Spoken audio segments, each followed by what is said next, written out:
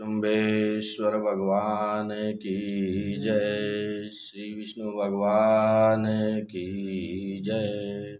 सभी सज्जनों को सत प्रणाम, राम राम।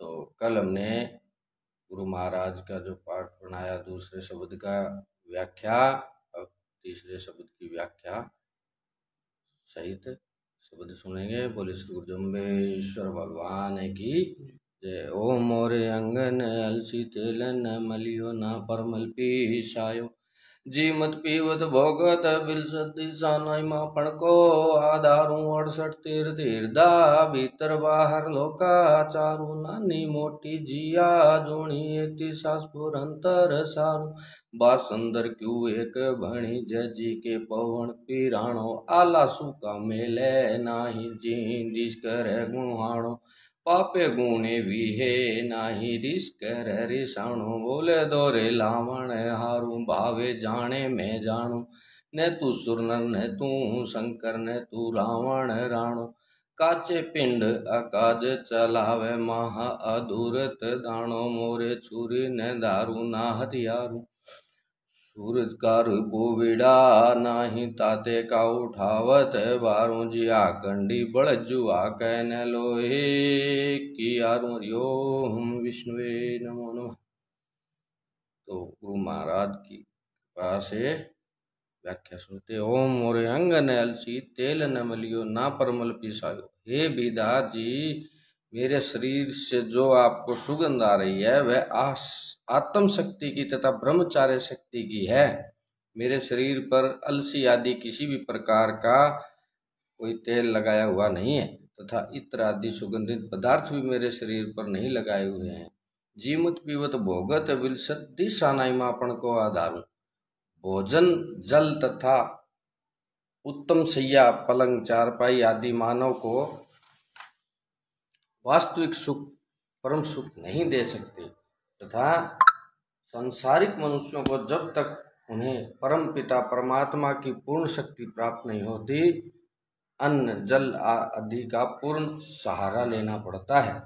श्री जम्बेश्वर भगवान तो अपनी आत्म शक्ति के बल पर रहते थे, अतः उन्हें किसी भी पदार्थ की आवश्यकता नहीं पड़ती थी। अतः श्री जम्बेश्वर भगवान ने कहा कि इन सांसारिक पदार्थों का मुझे सुख का आधार दिखाई नहीं पड़ता। दूसरा अर्थ यह भी है कि श्री जम्बेश्वर भगवान ने भोजन करते हुए तथा जलपान करते हुए किसी को दिखलाई नहीं पड़ते थे, क्योंकि परमात्मा के कार्य अलौकिक होते हैं अथवा उनको अन्न जल की आवश्यकता ही नहीं पड़ती थी। 68 तीर्थ हृदय भीतर बाहर लोकाचारू। 68 तीर्थों का फल अंतकरण की शुद्धि है। जिसके अंतकरण में निरंतर आध्यात्मिक भाव है उसके हृदय में ही सब तीर्थ हैं। बाहर के गंगा आदि तीर्थ सब शिष्टाचार है तथा अंतकरण में शुद्ध भाव उत्पन्न करने के सरल साधन है। नानी मोटी जिया जूणी एति सास पुरंते सारू। छोटे बड़े जीवों को मैं अपनी विचित्र शक्ति से एक श्वास लेने के समय में रचता हूँ तथा नाश करता हूँ। तथापि परमात्मा कर्मों के बंधन में नहीं आते। वासंदर को एक बने जय। हे विदा, हम तेरे मन का हाल जानते हैं।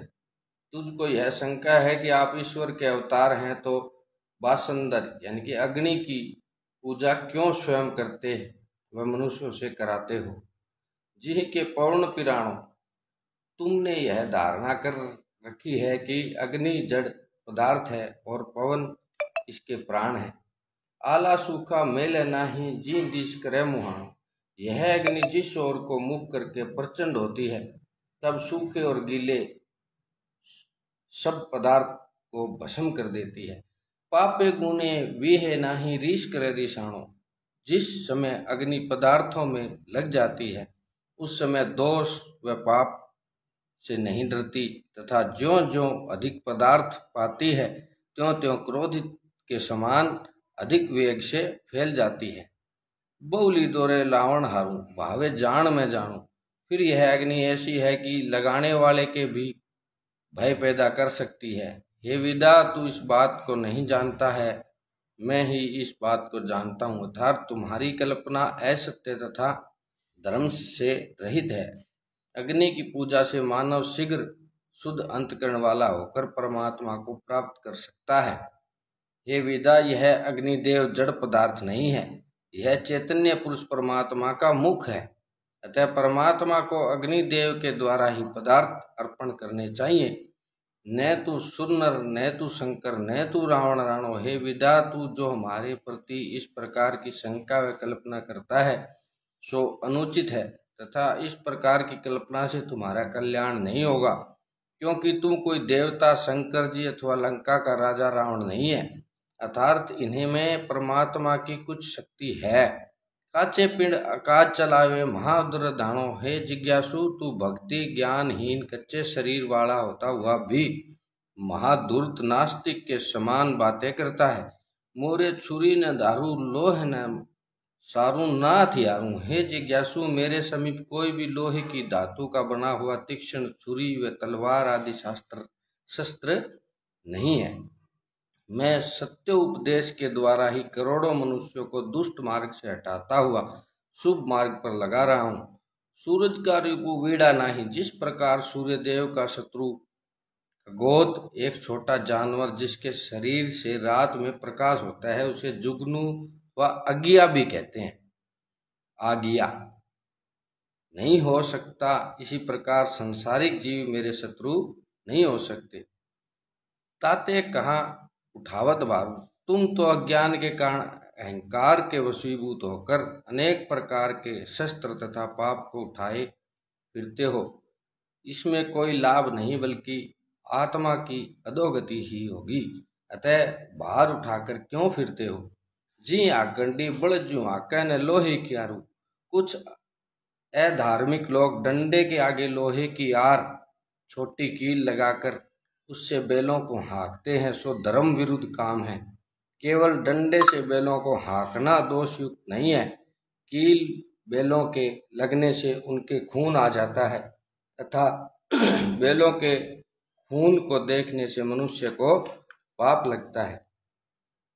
दूसरा अर्थ यह भी है कि मैं छोटी लोहे की कील को भी शस्त्र के रूप में पास नहीं रखता, क्योंकि वाद विवाद तथा मारना पीटना मूर्खता का काम है। ज्ञानी व्यक्ति तो सतोपदेश के द्वारा ही संसार का कल्याण करते हैं।